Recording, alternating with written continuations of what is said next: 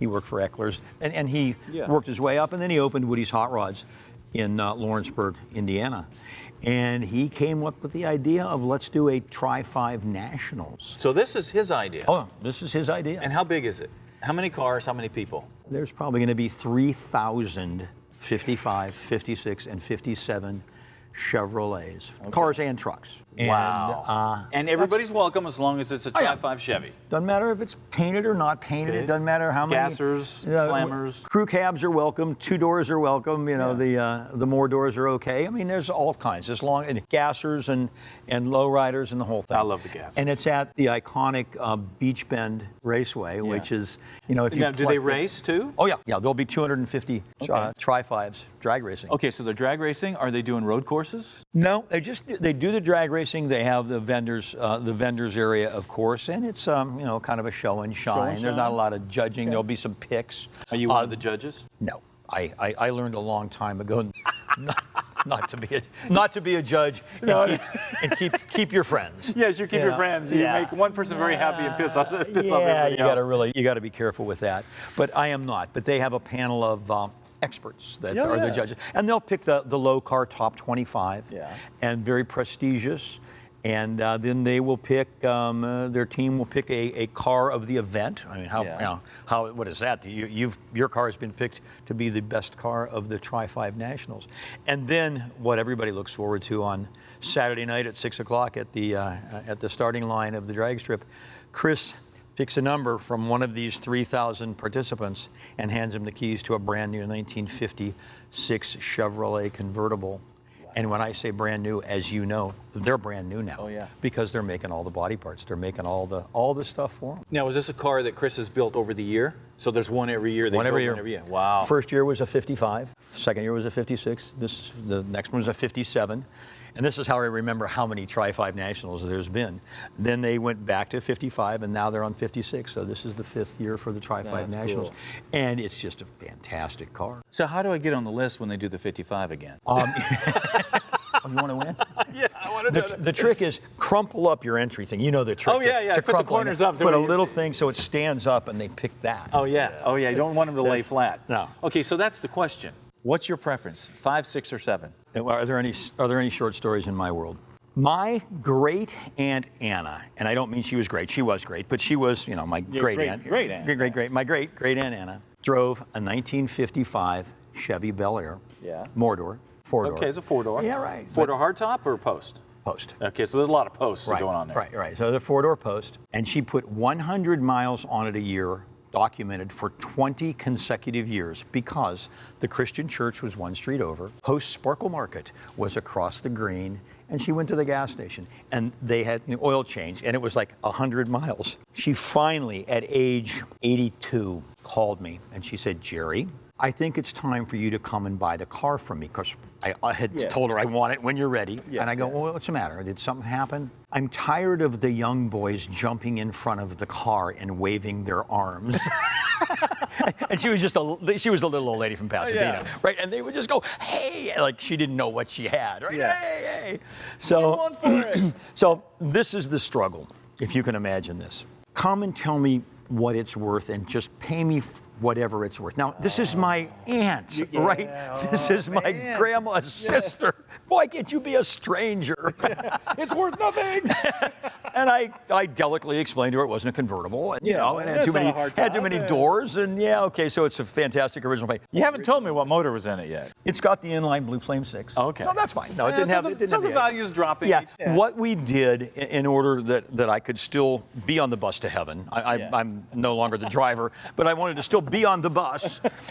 I took a Hemmings Motor News. Yeah. And I said, we're just going to do this the straight up way. Yeah. And we're going to go through it. Yeah. So I got it, and yes, it was a deal, but I got it for what the market value was. Yeah, I've had it for 35 years. So you still have it? Oh yeah, it's my great Aunt Anna's car. What's going to happen? So, you were going to trade it? You know you're going to trade it on a hardtop.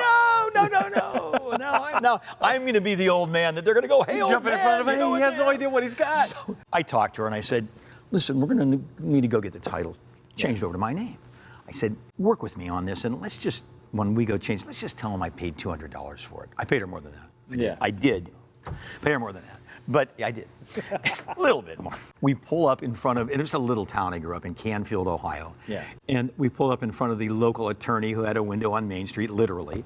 And he gets up off behind his desk and he's looking and he sees me get out and I open the door for Aunt Anna, get her out and walk her in and he goes, wow, what a car. That's a beauty now, there. what color was it? It's aqua and white. It's It's turquoise and white. It's perfect two-tone, you know. The interior's perfect. So as I told my mom, I said, I know they didn't have any kids, but did they not have any friends? She goes, oh, don't ever say that to your aunt. I go, I'm kidding, Mom. I just wondered. Nobody ever sat in the back seat. It was perfect. So the attorney goes, wow, that's nice. I said, yeah, we need to get the title switched over.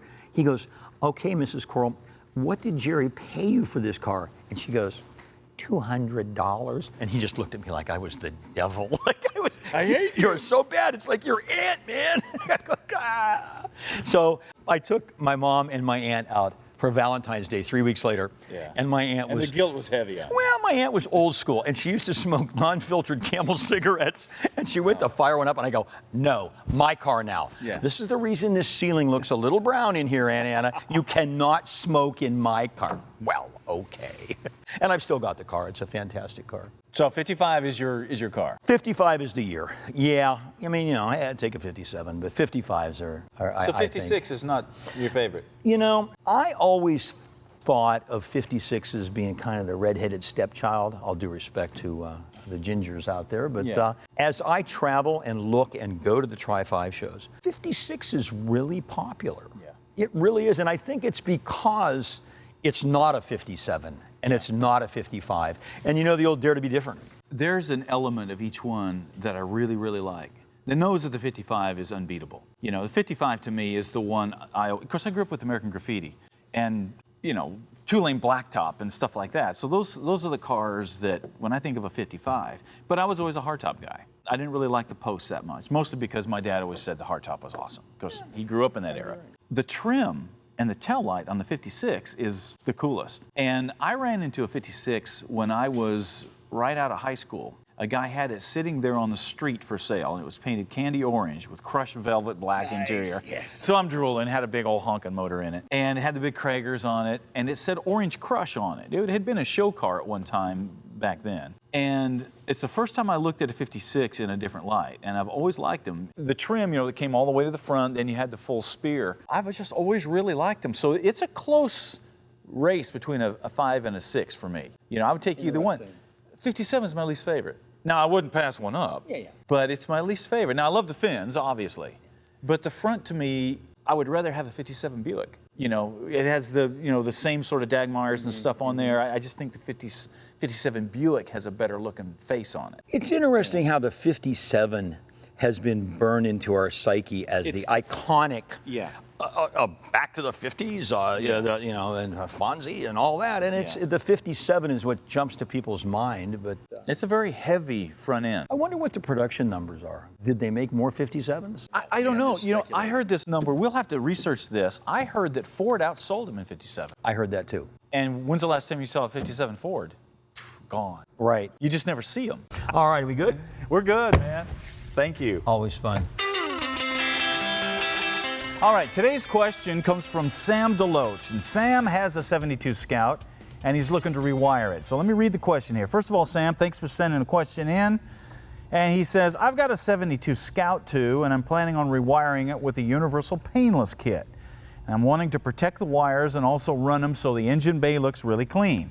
So I'm wondering how you guys go about hiding the wiring in the engine and the headlight areas to achieve a clean look. Great question. First of all, Sam, awesome that you have a Scout 2, man. I'm a huge fan of the Scouts. Second of all, I'm glad you're asking a question about wiring before you jump into it, because the biggest mistake that people make about wiring is that they just jump into it and just try to wing it. That's the worst thing that you can do. Even with a kit like painless, you know, the kit's only as good as the prep that you put into it. So the first thing that you need to decide when you're laying out wiring is exactly how you want this vehicle to look. In other words, you say you want to hide the wiring, you say you want it to look good. Well, just how nice do you want it to look? Because generally when you hide the wiring completely, it is not as serviceable and not as usable. On the other hand, if you go out in the garage right now and look at your car sitting in there in the garage, If you pop the hood, you're going to see some really nasty wiring from the factory. They just kind of mash it up against a firewall and cover it with just junk, and they don't care how it looks because they just want it to be serviceable. So what generally people try to do is hit that happy medium somewhere in the center. So you want it to look good, but you want it to be usable. So you're after three things here. You're after usability, you're after serviceability, and you want it to look good. First, you need to lay out the harness either on a big table or on the floor of your garage and route the wires the way that you're going to run them. Most people overlook this step, and it is huge to doing a good wiring harness. And what you'll do, like the painless kit, it has all the wires that are going out under the hood. You've got the wires that are going back into the trunk and the taillights. You've got the circuit for the headlights, for the engine, and everything. And what you're trying to do is figure out where you're going to mount your fuse box and then lay out the rest of the wiring. Now, one of the other things that you need to do at this point is kind of decide what all you're going to put on this Scout. Are you going to add auxiliary lighting? Are you going to add an electric fan? Are you going to add air conditioning? You're going to put power windows, door locks, all that kind of stuff. Because if you're not, well, that painless kit, I assume you're probably using an 18 to 24 circuits, something like that. Well, that harness will have circuits for air conditioning, power door locks, all the things that I just named. If you're not going to use those, you can reuse those circuits for off-road lighting, a winch, all kinds of things to actuate other accessories.